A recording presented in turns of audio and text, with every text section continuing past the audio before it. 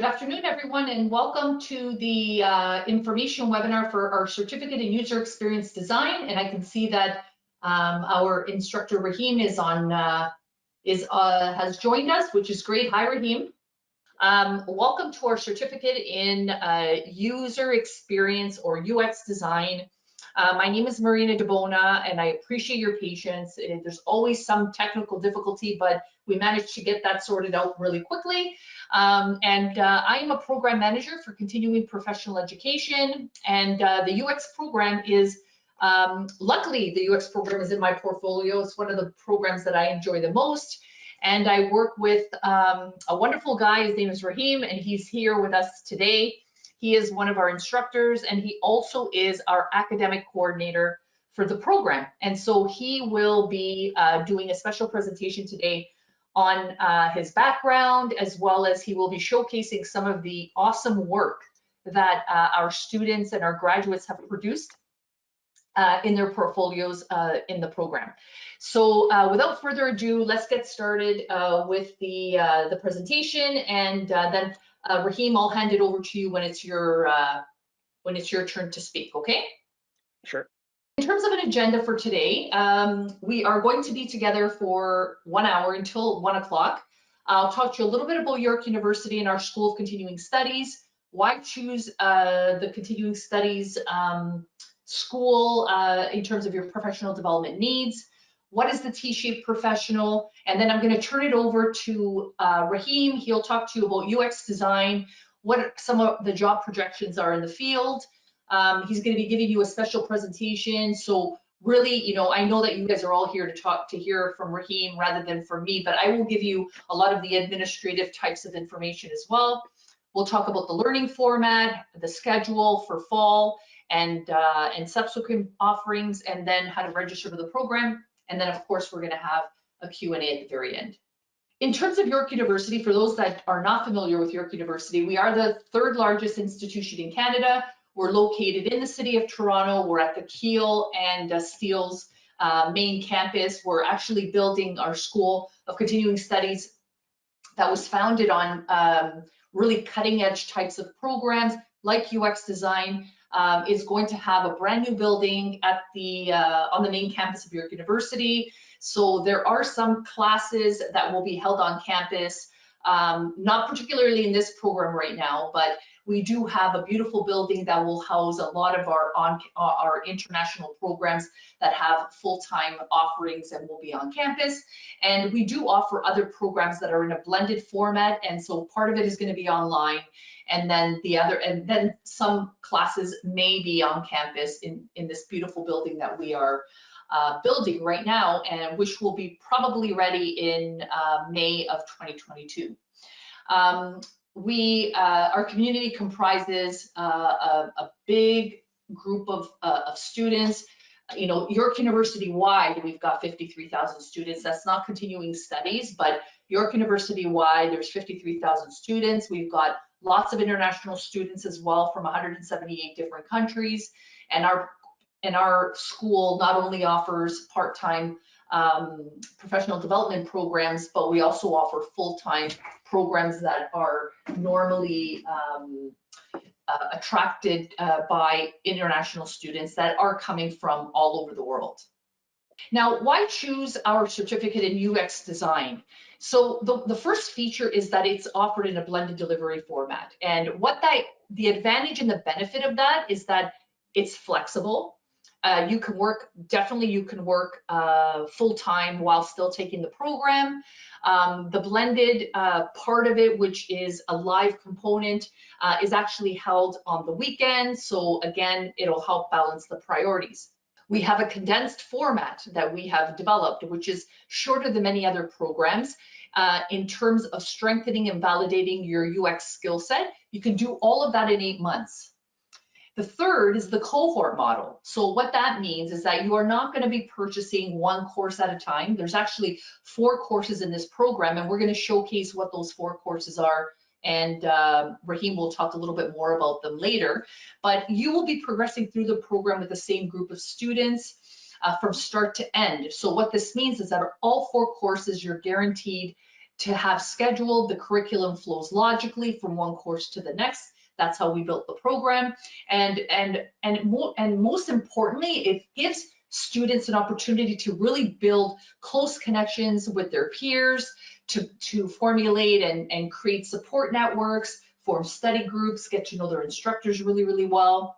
The fourth feature is that you're going to be building a portfolio of work with a real client. And Rahim is actually the instructor for that fourth applied UX design course, and he'll talk a lot about that later on. But students actually, they work with a real client on a real project rather than it being just a case study. And so it becomes very much more real and actually creates lots of cachet to your portfolio, and a portfolio that you can use when interviewing for a job to showcase your skills. And lastly is that all of our instructors, like Rahim, are from industry.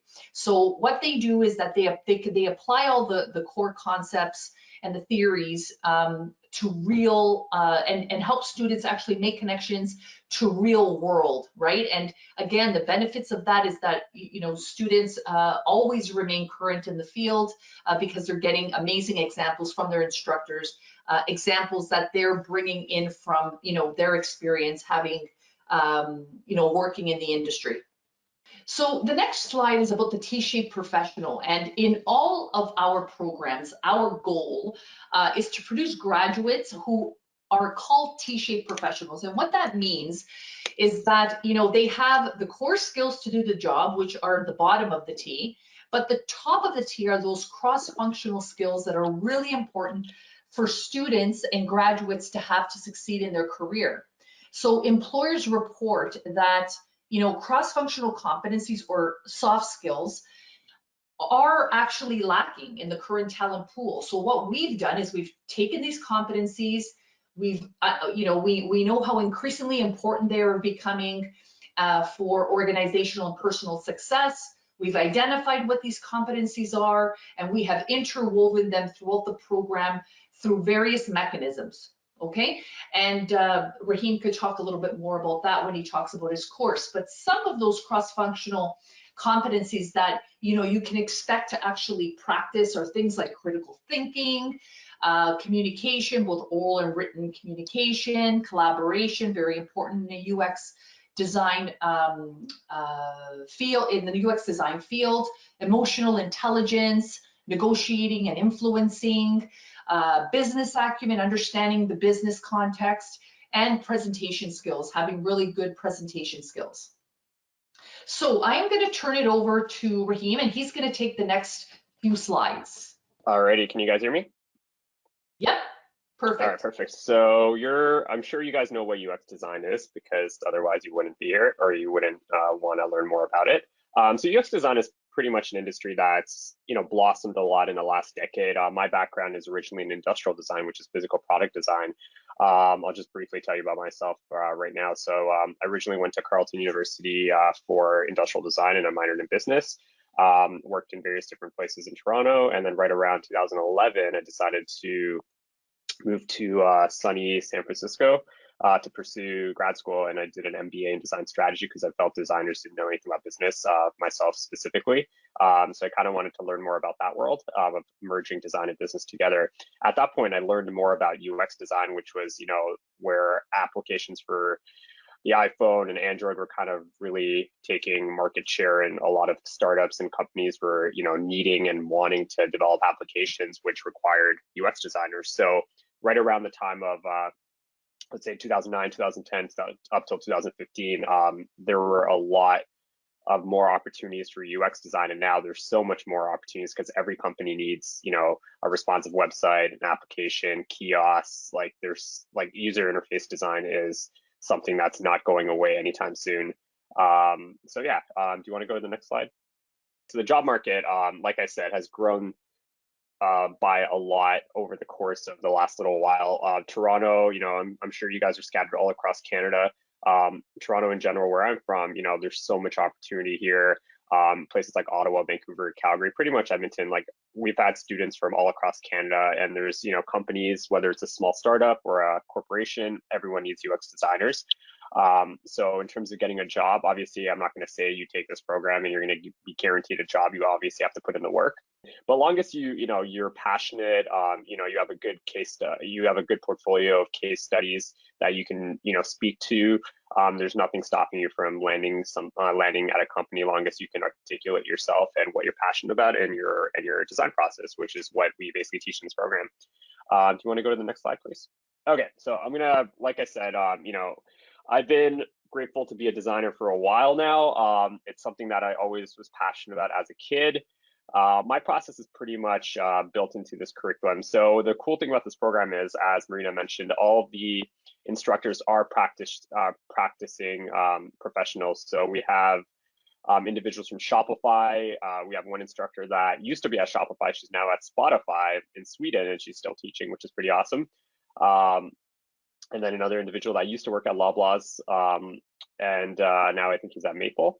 So there's people that are doing amazing things in the field of design research, UX design, UI design. But the cool thing about this program was that we had the opportunity to design the curriculum from scratch, and that really intrigued me, because I basically took everything that I wanted to learn in school and put that into the program. So for example, when I was in school, you do all these fictitious projects, right? You do this, like, I don't know, let's say like you design a weather app, right? But like, how relevant is that towards you, right? So one of the things that we wanted to do in this program was, actually work with real existing clients, right? So what that means is, I've been grateful to work with over 40 various clients, from nonprofits to local businesses, even corporations. We worked with Home Depot a couple of terms ago. And the whole emphasis is that basically applying design process while you work with these clients. So I'll touch on that in a second, but my process has pretty much been, question the problem, you do research. Design research is the foundation of any design project, making connections, learning about the insights, and then design, create, testing your designs, and then producing, and then the cycle goes over and over again. Next slide, please. So yeah, like I mentioned, I went to Carleton University for industrial design, which is physical product design. And then I realized, like I said, I just felt designers aren't taught entrepreneurship, business. So I spontaneously moved to California, and I was there for about 6 years, and then came back to Toronto about 3-4 years ago. Next slide, please. So yeah, I've worked across various different industries. My career started as an industrial designer. I did everything from working at Umbra, designed lunch bags and coolers for California Innovations, and then Technion, which is office furniture design. And then I moved to California, and that's where I was exposed to UX design, design research, design strategy, and all that fun stuff. So I interned at Fuse Project, which is a really well-known industrial design branding firm run by one of the most talented industrial designers right now, named Yves Behar. So that opportunity, I would say, definitely was the foundation of my career, because even though I was interning there, I learned a lot. Mostly I learned about storytelling, and through presenting and really being able to storytell and articulate your ideas and your projects. And that's the way things work, right? When you're in a company, you have to have presentations to tell what you've done, right? And having those storytelling and presentation skills are built into my course, because every week you're going to be presenting various things to your clients, and I'll touch on that in a second. I had my own startup. It failed, unfortunately, but it was a good learning experience. Then worked at Samsung's Innovation Lab, and then this is where I was a product innovation manager, and I felt at that time I didn't want to really manage projects. I wanted to design projects. So that's when I transitioned to work at Digitalis and then Code and Theory as a senior design strategist, UX designer, design researcher, all that fun stuff. And then I moved to Toronto and worked at a couple of different places. And right now I'm a senior product designer at a company called Verisense. Next slide, please. So yeah, in terms of the program outline, right? So the way this works is that, we want you to be exposed and feel comfortable going down this journey. So the first course, each course is about 7-8 weeks.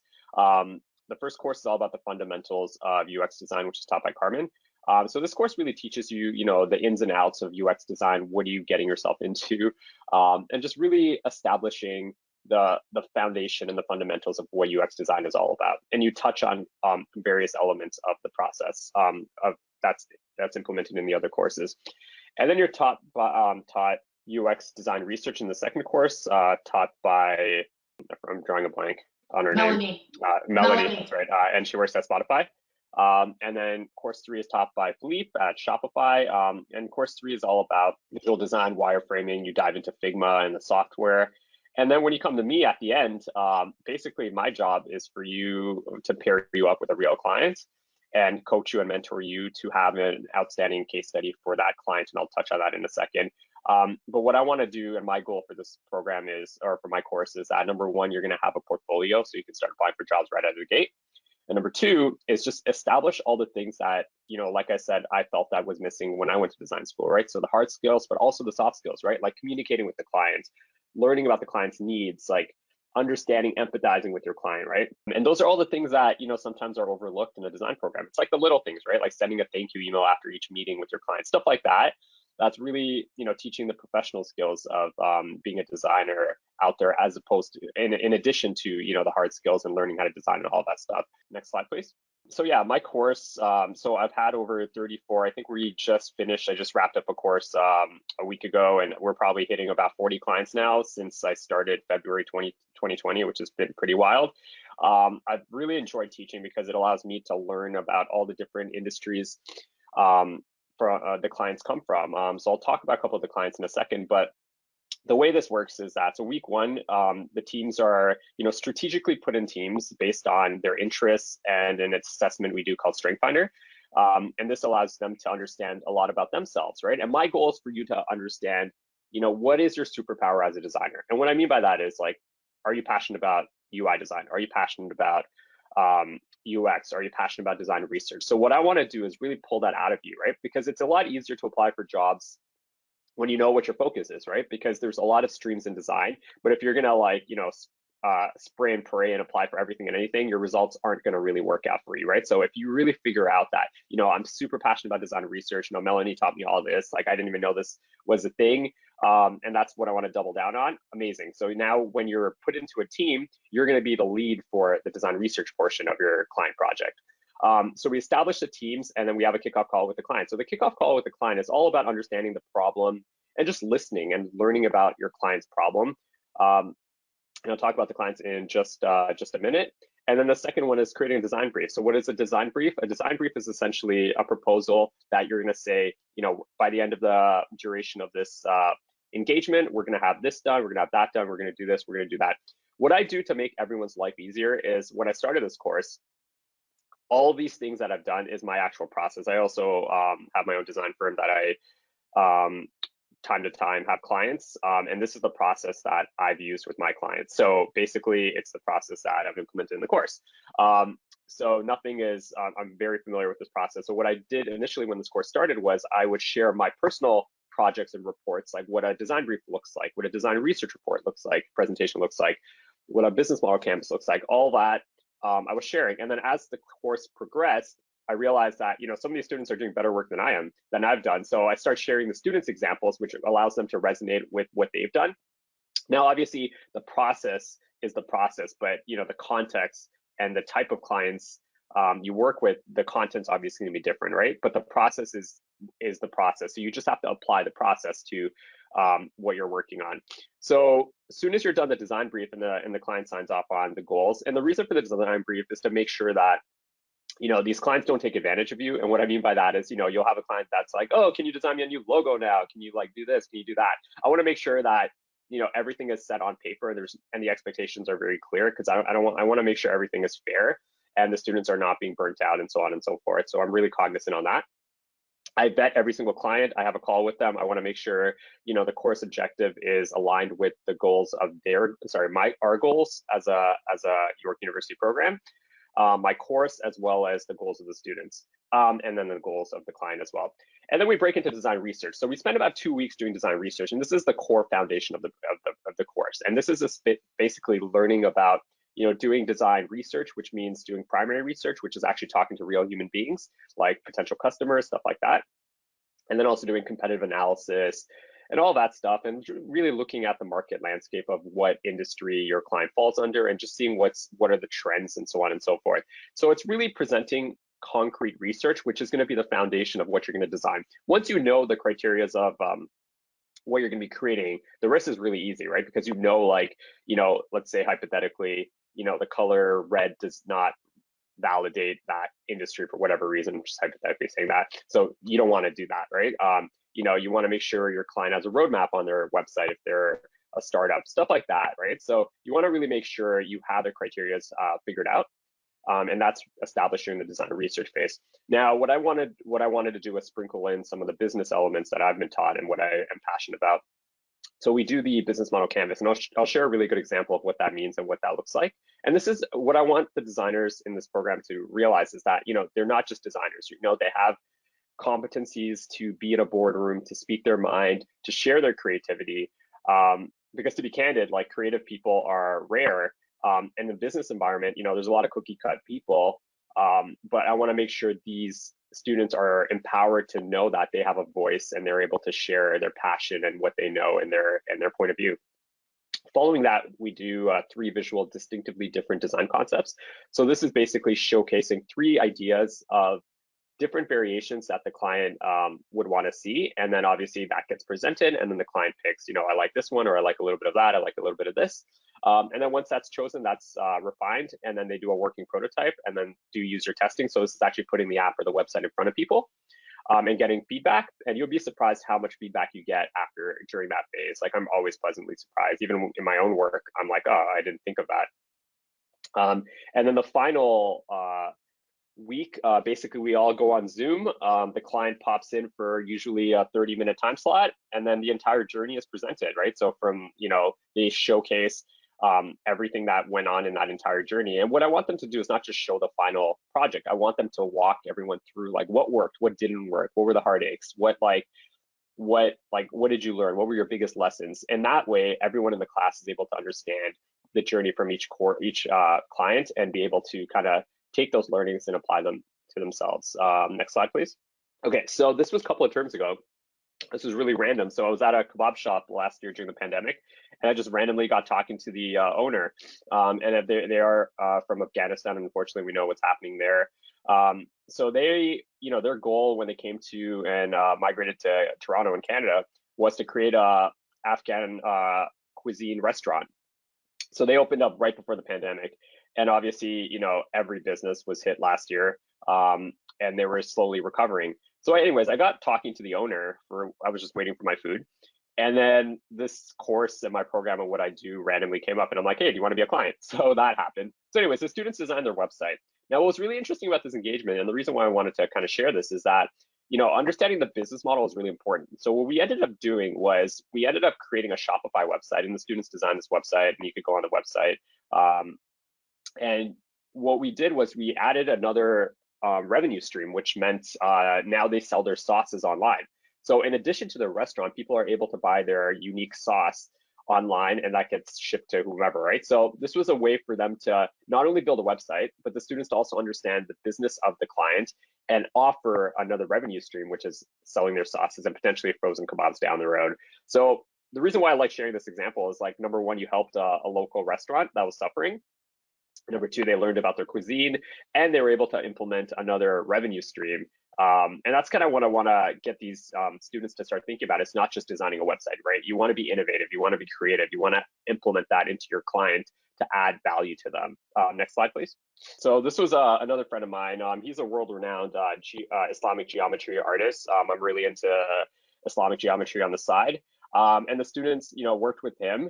What was really cool about Adam is that, prior to the pandemic, he would basically travel to various different Islamic regions like Spain, Morocco, Turkey, Istanbul, and people would just like flock to him and be part of his teachings. I actually went to one of his workshops in New York, and then the pandemic hit. So what did he do? He ended up teaching on Zoom.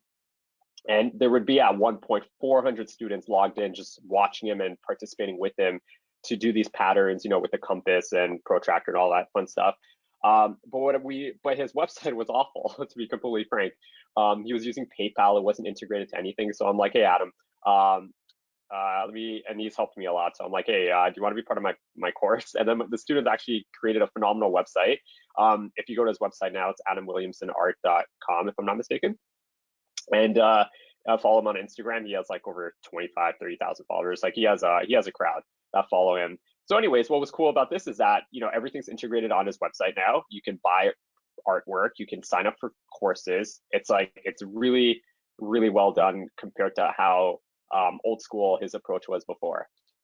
So here's another win that the students got from working with a client. Next slide, please. Now, this client was a friend of mine. So I went to undergrad with his daughter, and he's like a world-renowned architect. He actually designed that mosque, which is absolutely stunning in Cohort, Tajikistan in Central Asia. Absolutely stunning building.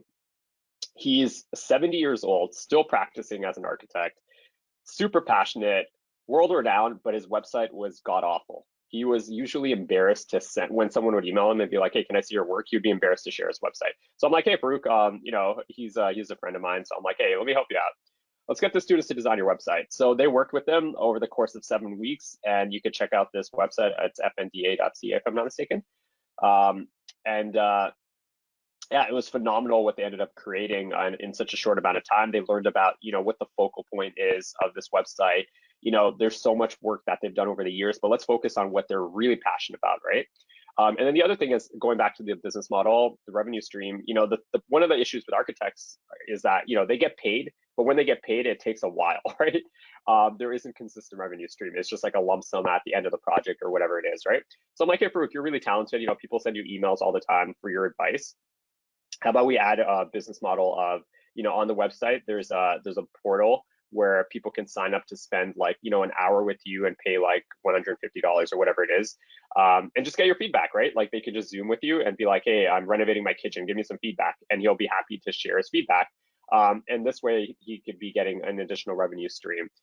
So one of the things that I'm really focused on is not just designing a website or designing an app, it's being innovative and really thinking outside the box with how you could use creativity and add value to your clients. Next slide, please. So yeah, like I said, my name is Rahim. I'm the instructor for the 4th course. Carmen's the instructor for the 1st course.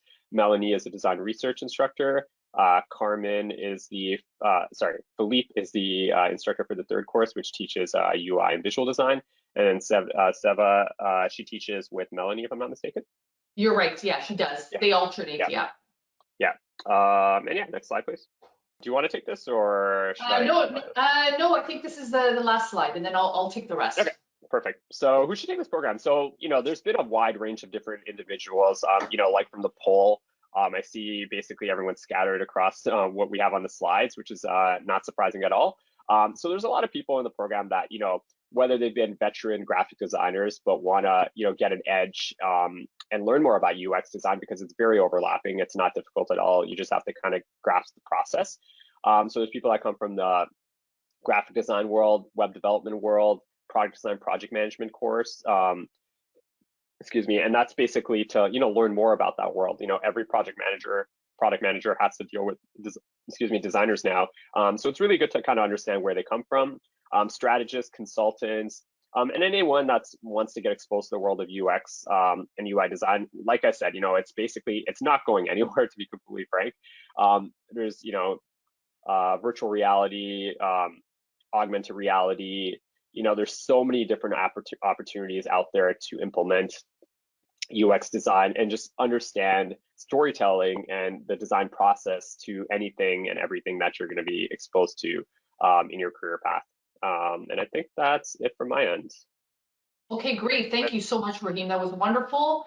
So moving on in the presentation, in terms of the program structure, Rahim talked about the 4 courses that are that comprise the program. Again, reiterating, it is part-time, it's online and blended, which means that there's a combination of asynchronous, which has no live components, and live online. It helps students balance professional and personal commitments. You can complete the program in 8 months. In the asynchronous parts of the program, you can log in, study, participate in online discussions, submit your work, talk to your instructor, and log off when you need to. So it's very, very user-friendly for people that are working full-time, that's for sure.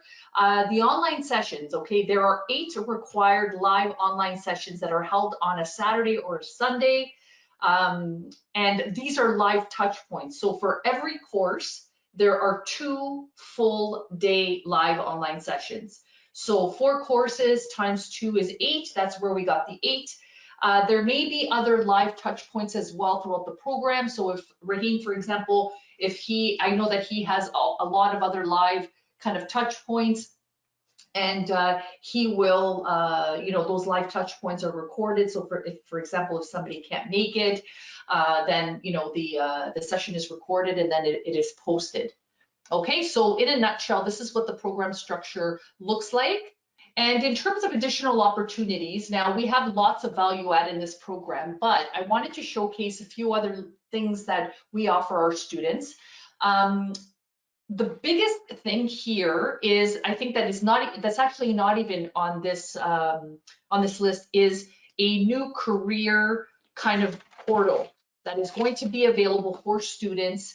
By the time you finish your program, you will have access to a full comprehensive career services portal that uses AI technology to help you with resume writing, with finding a job, connecting you to potential job opportunities that are currently open, also connecting you to the market research. So it's a great collaboration that we have with a company called Burning Glass.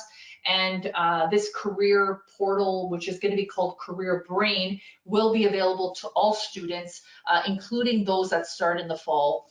It's currently being implemented. Very, very brand new initiative, which is very exciting.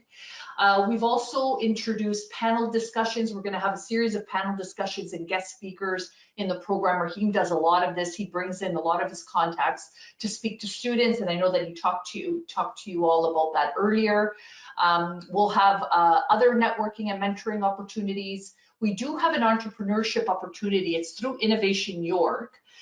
It's an extracurricular opportunity. It is an additional 6 months once you finish. If that's something that you want to do and you're interested in exploring the world of entrepreneurship, like for example, if you have an idea for a great business venture and you really don't know how to bring that idea into making it a reality, well, the Innovation York's Entrepreneurship Initiative will actually help you launch that idea, but providing mentorship and various workshops. The cost is $1,200 for 6 months. And again, it is extracurricular, so it's not part of this program. Okay, so it's something for you to think about if that's the way you want to go. We also have, throughout the year, we have Excel training that is free for our students. And students also get access to LinkedIn Learning as part of their program for free. And lastly, but not least, is 10,000 Coffees, which is a collaboration that we have with RBC. And what 10,000 Coffees is, for those that don't know, is that it makes data-driven connections between you and other people, like in the industry professionals that you're interested in meeting. It matches you over virtual coffee chats. Okay, so all our students, they have access to 10,000 Coffees. All they need to do is sign up, and then AI then matches you with an industry professional to connect with, using, live Zoom or what have you. Okay. So moving on, registration information. The fall begins in September 2021. It's the 3rd week of September. We start on the 20th, I believe. The full schedule is available on our website. Please go to continue.yorku.ca. The program fee for all 4 courses is $43.96. And if you are a York University alumni, you get a 10% discount. So please give us a call if you are a York University alumni, and call us and let us know, and we will give you the discount code that you can use at registration. In terms of books, there are minimal books to purchase in this program. So please don't expect to be spending lots of money on books, because you won't be spending lots of money on books. The next slide is about contacting our school. We have a continuing studies advisor, Mike, that if you have any questions after this webinar, feel free to reach out to Mike and he'll do his best to answer them. Registration can be contacted at regscs@yorku.ca, and we are open Monday to Friday, 8:30 to 4:30. We have online and telephone advising appointments that are available. So that wraps up the information, the formal part of our presentation. Now we would love to take your questions, and Rahim is going to be available also to answer any questions that you may have. So please feel free to type in the question box and we will do our best to answer the questions. When does the winter session begin? So the winter session starts 3rd week of January. Okay, Fall starts third week of September. Winter starts third week of January, and the first week, and then we have also spring. We have a May offering, a May cohort that starts right at the beginning of May. Rahim, I'll give you this one. Is it better to learn UX UI design first and then do web development? I'm looking forward to doing both. It's a good question. I mean, it's kind of the chicken and the egg. I would probably say start with design because that will give you more of the ability to understand layouts and how you're going to approach things. So if I had to, I'm not a developer by any means. I'm not passionate about it. I'll let the experts do that. But if you wanted to do both, I would probably say start with design and then do development. But I would maybe talk to more people to kind of see what that approach would potentially be. But that would be my approach, would be probably start with design and then you can learn how to code. But you could also do the other way, right? If you know how to code, then you could easily implement the website you're designing. So it probably is best to kind of do your own research and figure out what approach makes the most sense. But to be honest, you can't go wrong with either approach. And Rahim, what is the difference? I have a question. What is the difference between UX and UI? So great question. So UX is kind of like, what's a good analogy? Let me think of an analogy. Okay, so UX is kind of like, give me a second. I had an analogy in mind that I'm trying to think of. Okay, think about it like this. If you're gonna drive from Toronto to Vancouver, right? UX is pretty much like, you wanna make sure you can navigate on a map the right way, right? UI is understanding, are you taking the right routes, right? So you can probably draw a line across a map that's going to say, you know, this is where I have to go, right? But UI gets into the details to make sure that experience is pleasant, right? Like reading, this is a really high level analogy, it might not make sense, but basically UX is understanding the experience and UI is kind of getting into the details of like, okay, does this like, do you need a grid here? Do you need like buttons here? Does this make sense? What is the visual communication of that button? So UX is kind of more high level in terms of understanding the journey of a website. UI is like looking at the details of like the visual design, the buttons, the size of the buttons, are the buttons in the right location, and so on and so forth. Does that answer your question? Sorry, my analogy, I couldn't think of one on the fly. No, that's great. That's great. Let me see here. Is this program OSAP eligible? No, unfortunately, it is not OSAP eligible. Let's see. Did you say that the final project was a group or individual? It is a group project. And in the program, are we going to learn any coding? No. No, there's no coding in the program. Here's a question. I'm not a graphic designer or a web designer. Should I still take this course? Absolutely. I'm not a visual designer by any means. There's a lot of elements of design and UX design that you don't need to be a visual designer, right? So there's UX design, which is basically wireframing. There's design research, which you definitely don't need to be a visual designer. So there are various aspects of the UX design process where you do not need to be a visual designer by any means. So please do not let that intimidate you. But you will learn those skills through Philippe's course, and you'll be way more confident in that element. So you can see the questions yourself, right? Maybe. Yeah, I can. Yeah. Great. Are there any resources you would recommend to learn about modern practice, for example, Medium, Dribble? Linda, yeah, I mean, you know, there's an overabundance of resources. You know, listening to some podcasts on design. There's one by Twitter that talks just about design research that I recently started listening to. There's a lot of designers you could follow on Instagram. You know, there's an overabundance, like I said, of content out there.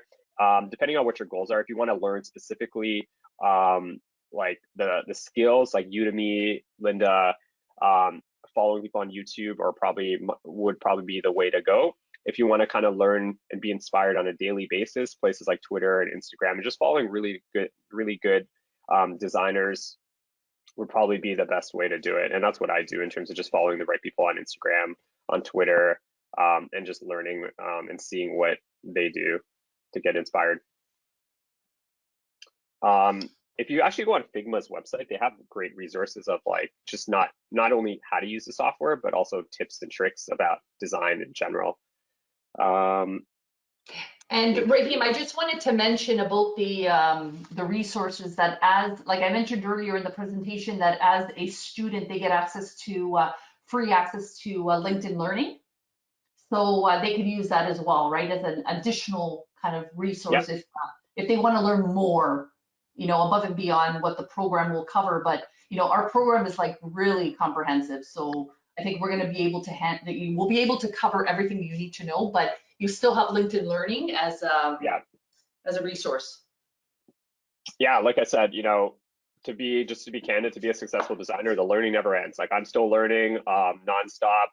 You just have to have that hunger, and you'll do well. What exactly is a wireframe? So a wireframe is essentially like if you look at your smartphone, like your iPhone, and you like even look at your home screen, you see all the notifications. Think about what happens when you start designing, right? So you start with just drawing rectangles on your phone, like on a screen, and then you start getting into the details. Okay, so now where's the time stamp going to be?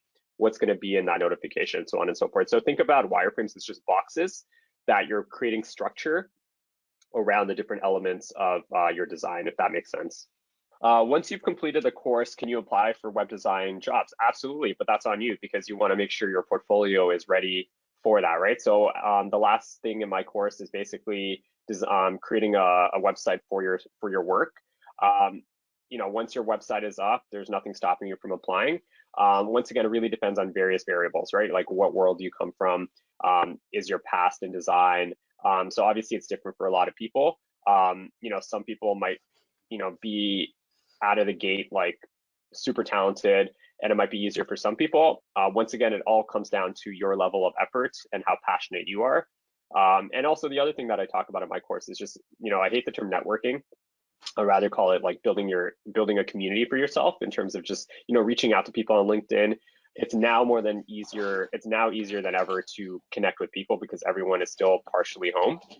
So, sending a message to someone and being vulnerable and being like, I'm in this York University design course, I love your journey as a designer. Do you have like 15 minutes on Zoom to for me to learn more about yourself and so on and so forth. And you'd be surprised how many doors can open from doing that. And I did that way back when, and that opened a lot of doors for me to help me get to where I am. So it's just being proactive and just being really creative with how you're going to be, to be honest, marketing yourself, right? Because everyone is a brand, and I teach that to everybody in terms of, what part of the design process you're passionate about and what's your superpower and so on and so forth.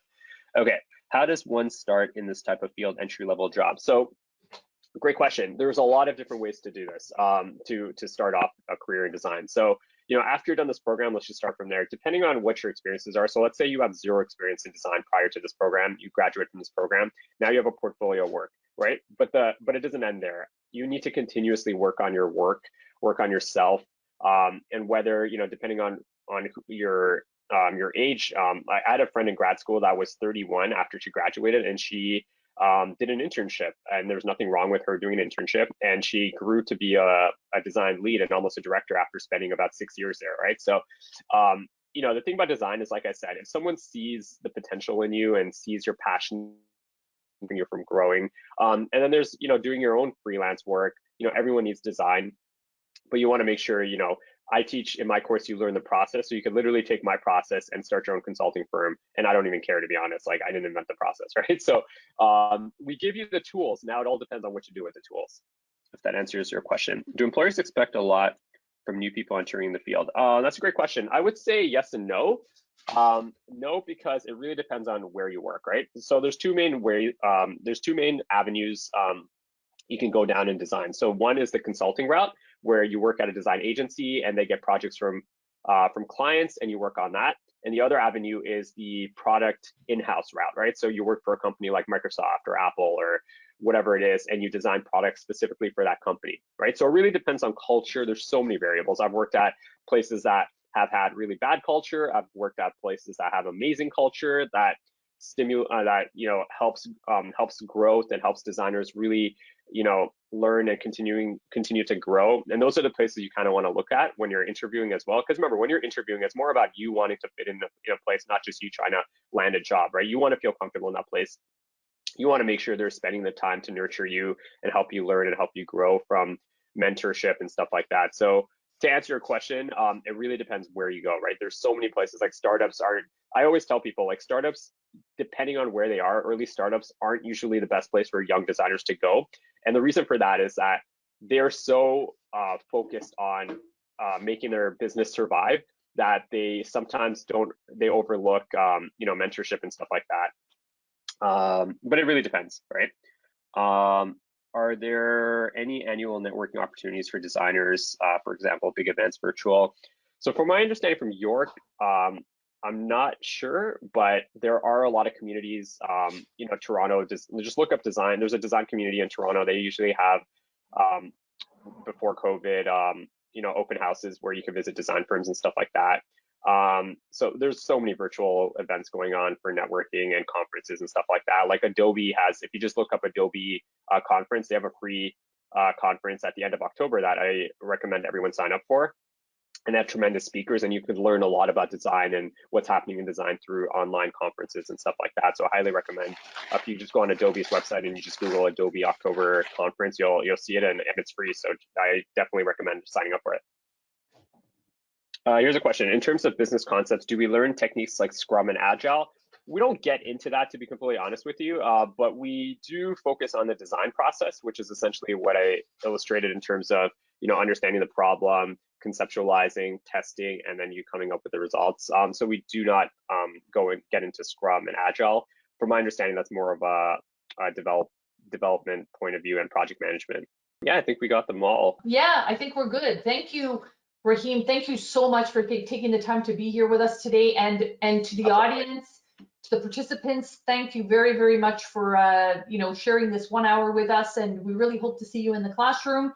Any other questions, feel free to reach out to us and contact Mike. He's our advisor at continue@yorku.ca. And thank you very much, and stay safe, everyone. Have a wonderful rest of the day. Thanks again. Yeah, feel free to Sorry, I was just going to say, feel free to reach out to me on LinkedIn if you guys have any questions. Happy to help. And hopefully I could see you and hopefully I get the opportunity to teach you if we cross paths. That's awesome. Thanks, everyone. Have a great day. Take care. Thanks again, Rahim. Take care, guys. Bye. Bye-bye.